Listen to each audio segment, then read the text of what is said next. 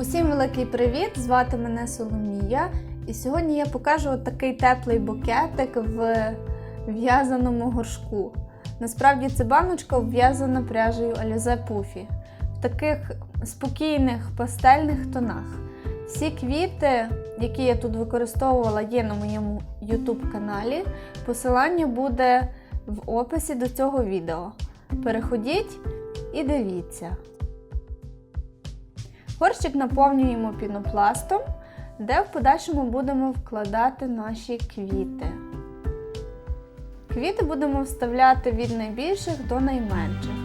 І це, в принципі, все. Якогось певного алгоритму в мене немає.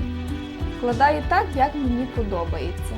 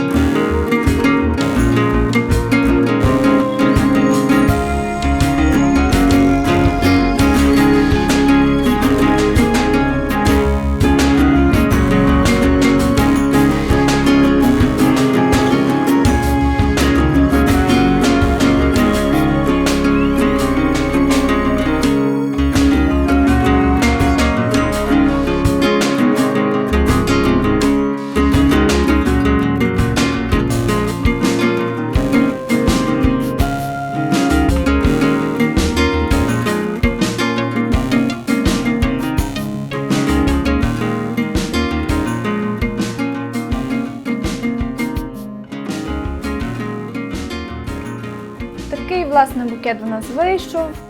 Якщо вам подобається такий варіант композиції, ставте, будь ласка, лайки, підписуйтесь на мій канал, мені буде дуже приємно.